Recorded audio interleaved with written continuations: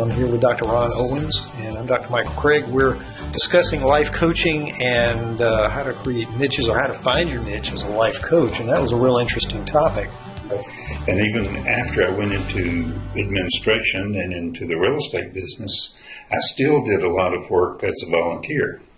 Work with the Atlanta Battered Women's Shelter, counseling the clients there, and work certainly through church and things like that.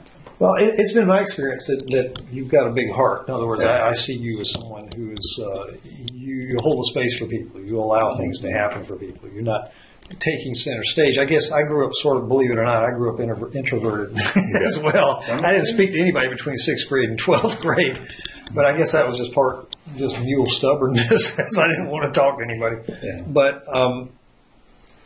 But yeah, there's an introverted side of me as well, but I sort of tend to be a mixture. I get to be a ham sometimes when I get out there, but another part of me is very introverted and likes to be alone. I was in my 50s before I was diagnosed as having depression. I thought I was just shy, and like you said, introverted, not outgoing. But apparently I've had some degree of depression ever since childhood. So do you relate that to anything? Is there any experience in your childhood that maybe you could peg that on, or have you looked at that at all? I'm sure you have.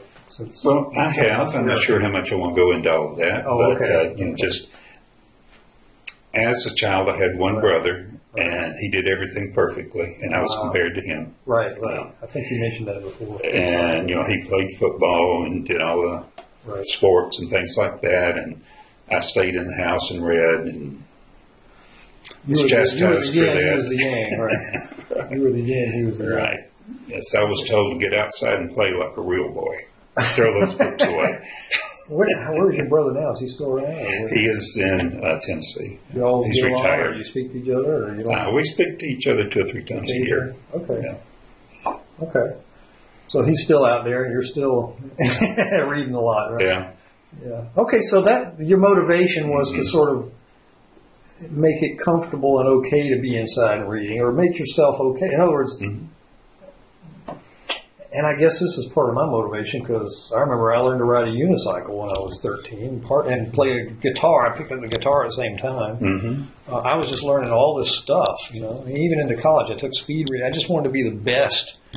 Not because I was into the self-improvement thing, but because I wanted to show how good I was, or how important I could be, or how I'm wrong. I wanted to show, I can do that. I wanted to be the expert in something, and that was not the right reasons, but it did teach me a lot. I mean, it did put me into, and when I actually did find myself really being good at stuff, my self-esteem picked up like crazy. But it took a lot of trial and error and just really busted my butt just to get to the point where I could do these things, And I'm proud that I did them, but the point is that, but really being a life coach is really the opposite of that. What you're talking about is you don't have to be the star.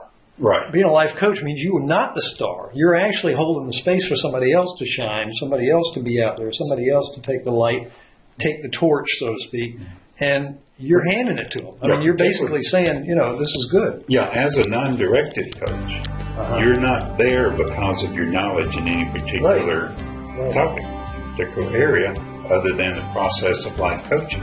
But you're helping the client to discover for themselves what they need to do in order to get from where they are to where they need to be. Right.